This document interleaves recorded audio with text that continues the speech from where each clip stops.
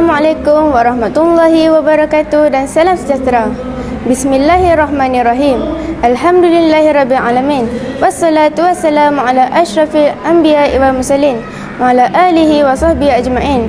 Rabbi shrah li sadri wa yassir li amri wahlul 'uqdatam min lisani yafqahu qawli. Amma ba'd. Saya Nur Safa Yusra binti Azhar, murid dari kelas 6 Universiti Sains Malaysia.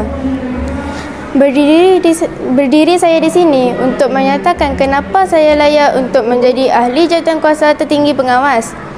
Saya layak untuk menjadi ahli jawatan kuasa tertinggi pengawas kerana saya mempunyai sifat yang berdisiplin dan bertanggungjawab. Saya telah membuktikan keupayaan saya dalam bidang akademik, kekurikulum dan kepimpinan. Saya mendapat Honorable Mention Kancil Science Competition 2022. Saya juga mendapat anugerah cemerlang tempat kedua pada tahun 2023 dan tempat ketiga pada tahun 2024.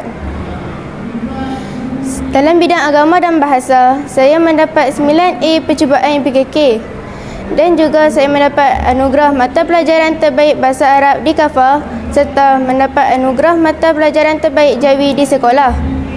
Tidak berhenti di situ, saya juga mendapat Johan Kalam Arabi, Johan Nasyid Solo dan juga Johan Kod Cyber dalam Karnival Pendidikan Agama Islam peringkat sekolah.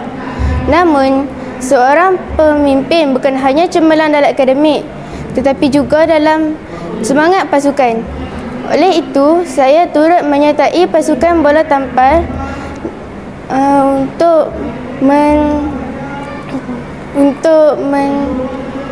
mengharungi cabaran bersama. Dengan pengalaman ini, saya yakin saya mempunyai kualiti pemimpin yang berwibawa, bertanggungjawab dan berintegriti. Saya memberikan saya kepercayaan dan saya akan memastikan suara anda didengari. Bersama kita membina masa depan yang lebih gemilang. Sekian, terima kasih. Okey, Safra Safra Yusra. Okey, baik. Sekiranya anda dipilih, apakah perubahan terhadap murid-murid sekolah ni yang Yusra nak buat? Nak buat macam mana? Saya akan nak pastikan setiap pagi baca Quran ke, setiap pagi buat kerja sekolah ke, apa perubahan yang Safra nak buat sangat? Saya akan menyuruh mereka supaya membaca Al-Quran pada setiap pagi. Sekiranya Safra terpilih, Safra memastikan di kelas mana tu? Kelas sendiri ke ataupun semua kelas tahun 6 atau semua kelas tahun 5 dan 6? Di semua kelas tahun 6. Semua kelas tahun 6. Safra akan pastikan setiap pagi mesti baca Quran. Itu perubahan yang Safra nak lah. Okey, baik Safra. Siapakah guru disiplin sekolah kita?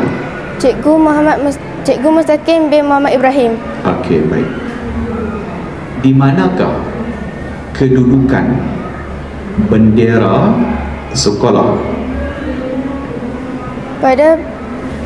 Pada belah kanan bendera Malaysia, di tengah bendera negeri Kedah dan pada hujung belah kiri bendera sekolah.